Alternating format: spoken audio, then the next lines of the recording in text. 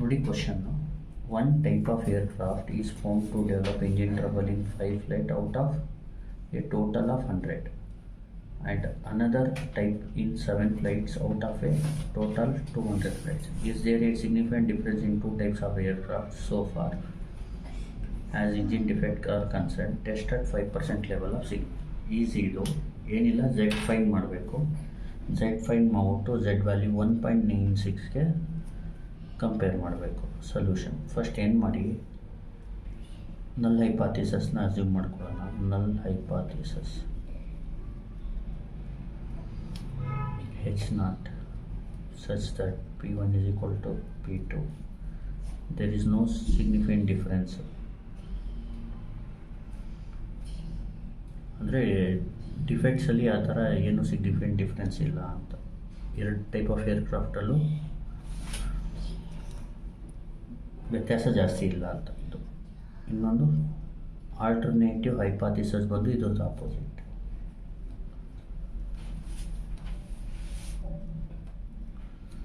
ಅದಕ್ಕೆ H1 ಅಂತ ನೀವು ನೋಟ್ ಮಾಡ್ಕೋಬೋದು. Is P1 not equal to P2. ಇಷ್ಟ ಆದಮೇಲೆ ನೋಡಿ ಈಗ ಏನೇನು ಕೊಟ್ಟಿದ್ದಾರೆ ಅವರು. ಫಸ್ಟು ಒಂದು 100, ಇನ್ನೊಂದು 200 flights. First N1 is equal to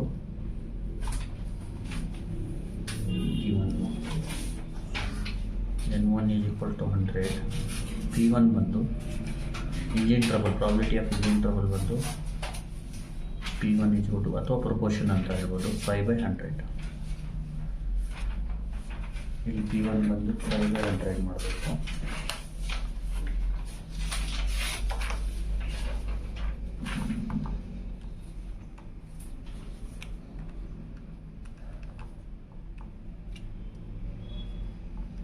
.05. N2 ಬಂದು ಇನ್ನೊಂದು ಎಷ್ಟು ಫ್ಲೈಟ್, ಅದು 200 ಫ್ಲೈಟ್ಸ್. N2 is 200.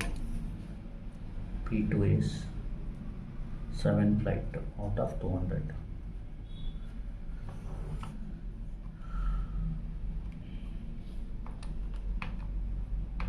.07. 7/100 ಅಲ್ಲ, ಸಾರಿ, 7/200. 0.035. P2 ಆದಮೇಲೆ Pನ ಫೈಂಡ್ ಮಾಡಬೇಕು. ಪಾಪ್ಯುಲೇಷನ್ ಪ್ರಪೋರ್ಷನ್, ಇದಕ್ಕೆ ಸ್ಯಾಂಪಲ್ ಪ್ರಪೋರ್ಷನ್ ಅಂತಲೂ ಹೇಳ್ತೀನಿ.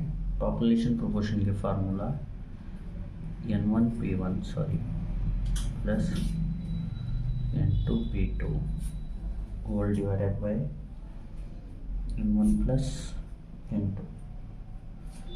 N1 ಬಂದು ಇಲ್ಲಿ 100, P1 ಬಂದು 0.05, N2 ಬಂದು 200, P2 ಬಂದು 0.035 ಹೋಲ್ ಡಿವೈಡೆಡ್ ಬೈ 100 ಪ್ಲಸ್ 200. ನೋಡಿ ಇದ್ರದ್ದು ಆನ್ಸರ್ ಬಂದು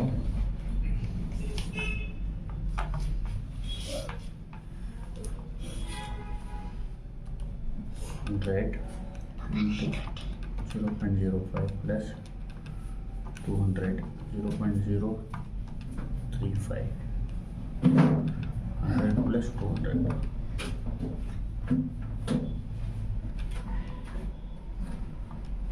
0.04. ಇದು population proportion. Next Q find ಮಾಡಬೇಕು. ಕ್ಯೂಗೆ ಫಾರ್ಮುಲಾ 1 - P.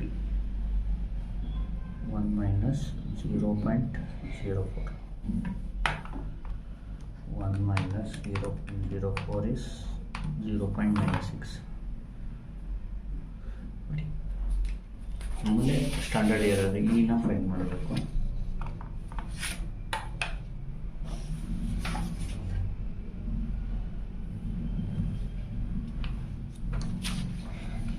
ಈಗ ಫಾರ್ಮುಲಾ ಬಂದು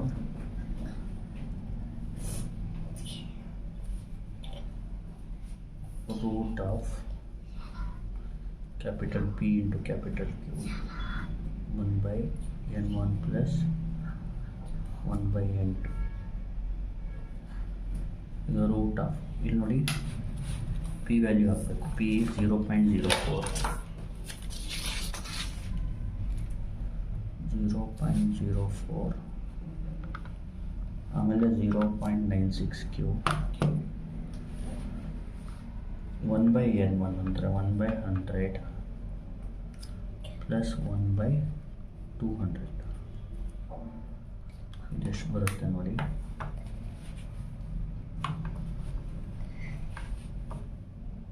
ರೂಟ್ ಆಫ್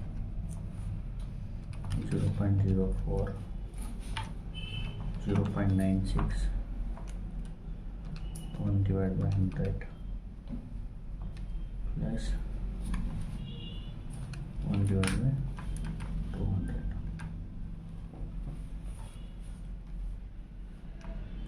ನಾವು ಬಿಟ್ಟಾವು 0.024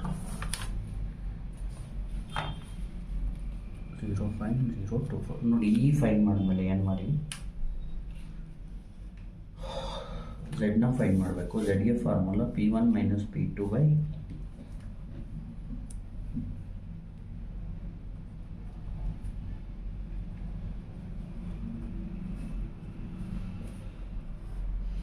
ನೋಡಿ. P1 ಎಷ್ಟು 0.05, P2 0.035,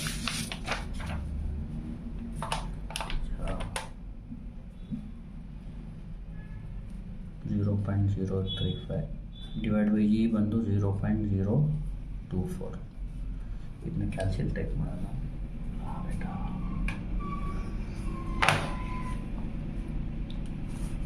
ನೋಡಿ 0.05 ಮೈನಸ್ 0.035 ಡಿವೈಡ್ ಬೈ 0.024 0.625. ಕ್ವಶನ್ ಏನು ಕೇಳಿದ್ದಾರೆ, test at 5% level of significance. Z value find ಮಾಡಿದ್ದೀರಾ ನೋಡಿ. ಆ್ಯಸ್ ಝೆಡ್ ವ್ಯಾಲ್ಯೂ ಬಂದು ಮಾಡ್ಯುಲಸ್ ಆಫ್ ಝೆಡ್ ಈಸ್ ಎಷ್ಟು 0.625 ವಿಚ್ ಈಸ್ ಲೆಸ್ ದ್ಯಾನ್ 1.96. ಕಡಿಮೆ ಇರೋದರಿಂದ the hypothesis is accepted at 5% level of significance.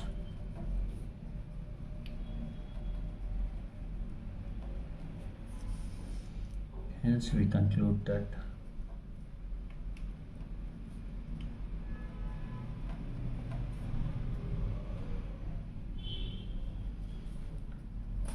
there is no significant difference ಅಂತ ಹೇಳ್ಬೋದು. 2 types of aircraft ಅಲ್ಲೂ defect engine produce ಮಾಡೋದ್ರಲ್ಲಿ there is no significant difference ಅಂತ.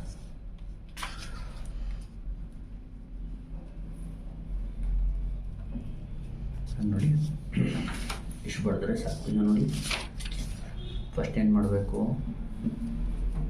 one type of aircraft is found to develop engine trouble in 5 flights out of a total of 100. ಈಗ ಇಲ್ಲಿ ಬಂದು N100 engine trouble ಬಂತು 5/100 proportion. P1 is 500. Next moment.